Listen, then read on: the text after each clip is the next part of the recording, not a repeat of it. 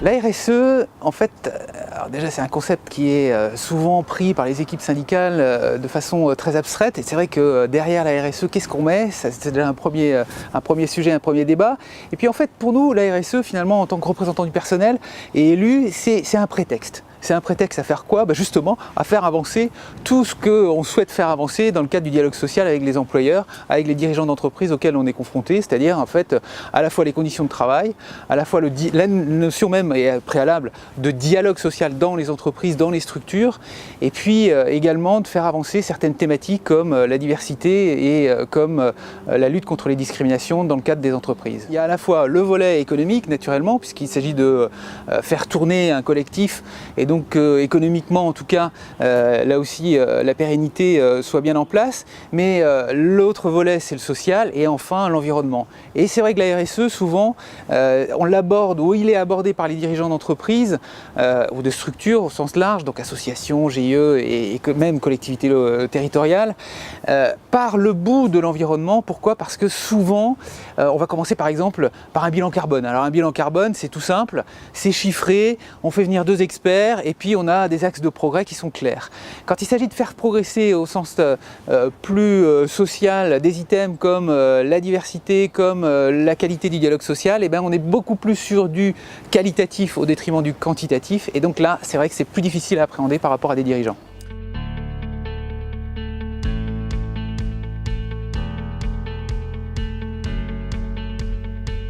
Le message clair, c'était de se dire la RSE, en fait, c'est un prétexte, c'est une porte ouverte. Et encore une fois, une porte ouverte pour venir aborder, en tant que représentant, en tant qu'élu et représentant du personnel, les thématiques qui nous tiennent à cœur. Donc c'est pour des équipes, c'est remettre en valeur des objectifs qu'ils poursuivent dans leur entreprise, dans leur cadre de travail, pour faire avancer en fait les conditions de travail, pour faire avancer l'emploi, pour faire avancer les rémunérations dans leur cadre de travail. En soi, encore une fois, la RSE n'est pas un objectif, ça n'est juste qu'un prétexte, c'est une porte ouverte.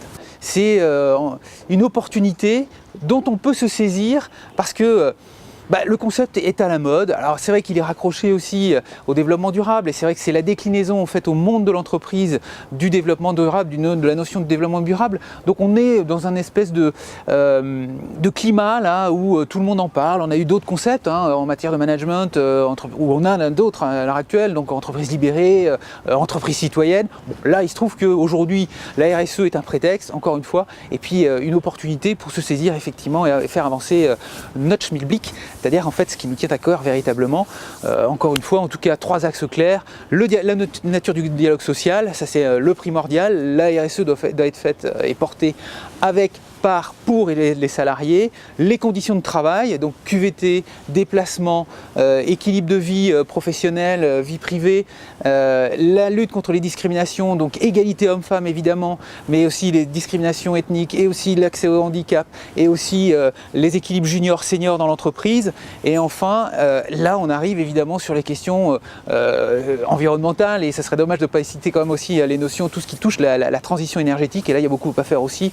Et au-delà de la transition numérique, la transition énergétique, c'est quelque chose qui préoccupe beaucoup les équipes.